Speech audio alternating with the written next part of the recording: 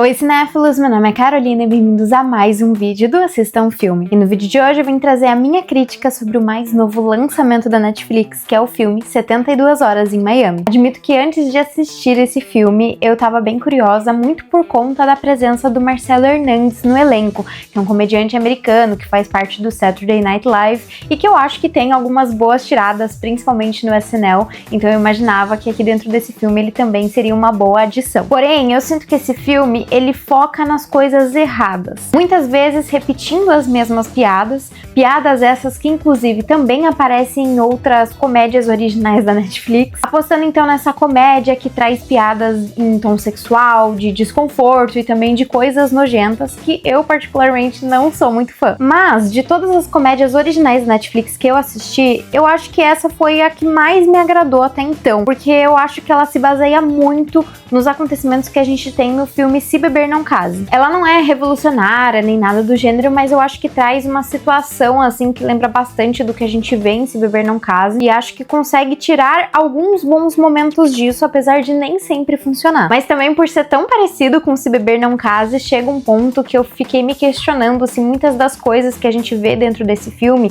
muitas das narrativas ali na verdade, não seriam colocadas dentro do filme apenas para ser mais cópia ainda de Se Beber Não Case, já que tem muita coisa que não se encaixa muito bem dentro da história e que não tem outra explicação para estar dentro dessa narrativa, senão para copiar Se Beber Não Case. O longa tem direção de Tim Story e roteiro de Matt Mider, Hayden Skroberg, Kevin Burrows e John Hurwitz, acompanhando Joe, um publicitário que está com dificuldade de se comunicar com a geração atual. Sim, ele decide participar de uma despedida de solteiro de 3 dias com os jovens de 20 e poucos anos, depois de ser incluído por engano em seu bate-papo em grupo. Eu acho que talvez o maior problema dentro desse filme tá no seu roteiro, que aposta muito em excessos. A situação de uma despedida de solteiro por si só já é muito cômica e já tem muito espaço para diversas piadas e situações que vão acontecendo ali de forma natural. Porém, eu sinto que o filme, ele pega tantas subtramas dentro dessa mesma história e ele acaba se tornando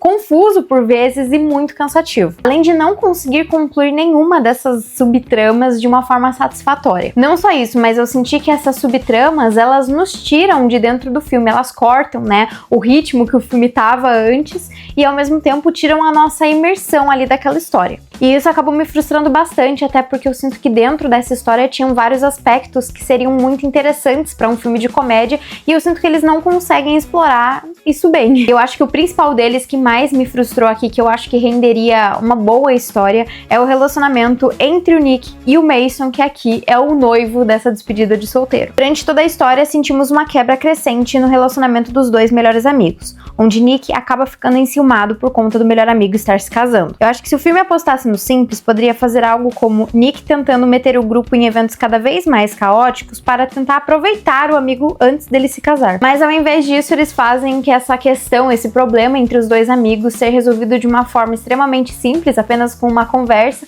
e não ter nenhum tipo de consequência para a história principal. E a realidade mesmo é que esses amigos, eles não têm um desenvolvimento satisfatório ali nas suas personalidades, no seu relacionamento, para o filme trazer esse tipo de história ali para falar sobre amadurecimento e sobre amizades. Então tudo ali que é explorado ao redor deles, apesar de que eu acho que poderia render algo muito interessante, acaba ficando extremamente raso dentro do filme. Outro grande problema para mim é a grande motivação e a problemática mesmo do Joe de se meter nessa situação da despedida de solteiro, que para mim pareceu que só surgiu em alguns momentos dentro dessa história. Muitas vezes eu cheguei até a me esquecer que ele se meteu nessa grande furada só por conta dessa campanha publicitária, porque ele mesmo não chega a tocar muito nesses assuntos, até porque o filme foca tanto nessas situações cada vez mais caóticas e mais grandiosas ali pra dentro dessa despedida de solteiro. E de novo, acho que aí talvez seja muito esse resquício e essa coisa do Se Beber Não Case, porque também no Se Beber Não Case são histórias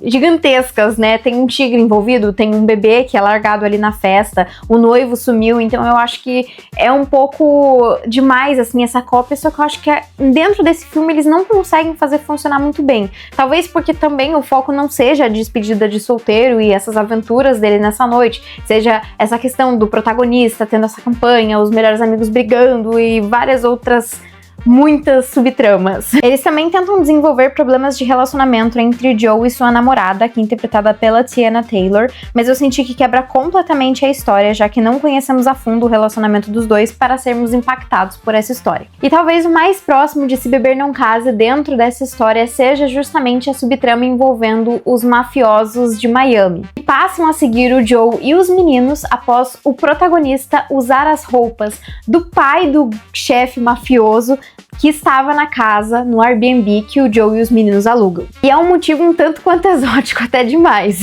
A partir daí, em todos os lugares que o grupo está, os mafiosos passam a observá-los e as coisas vão se tornando cada vez mais perigosas. Porém, achei que essa história toda não combinou com nada que foi mostrado antes dentro do filme. E até então, apenas acompanhava um publicitário que para uma campanha resolve observar de perto que os jovens adultos consomem, como eles falam, como eles se comportam. Então aqui parece que toda essa trama dos mafiosos apenas é jogada aqui dentro da história só para conseguir deixar ela mais caótica. E o filme tenta muito, com todo esse caos, tirar o melhor do humor, mas eu não acho que isso funciona. Em parte porque as situações, mesmo sendo caóticas, não são tão engraçadas assim. Além disso, eu acho que tem um problema muito grande aqui dentro desse filme, que é justamente a sua premissa. Que embora pareça interessante de primeira, conforme a gente vai pensando mais a fundo nela, ela não faz tanto sentido assim. Onde a gente acompanha esse homem, que é o Joe, que até então é uma pessoa normal e que decide ir tão longe como uma despedida de solteiro em Miami com pessoas que ele nunca conheceu na vida dele, só pra conseguir uma promoção no trabalho. Principalmente o que menos faz sentido é os meninos terem topado a presença de um homem desconhecido e mais velho numa viagem tão íntima deles ali de despedida de solteiro. Apesar do filme tentar se aproveitar dessa situação com várias piadas envolvendo o Joe como um pedófilo ou como um cafetão, essa situação como um todo não desce em nenhum momento do filme. E até mesmo com um elenco cheio de comediantes, desde o protagonista, o Kevin Hart, até o 3 dos meninos, que inclusive fazem parte do elenco do Saturday Night Live, o filme me surpreendeu com quão poucas piadas eles realmente conseguem fazer funcionar dentro dessa história. Mas eu admito que eu fiquei contente que a maioria das piadas não gira em torno dessa situação de embate entre gerações. Existe algumas piadas envolvendo isso, mas eu acho que elas vêm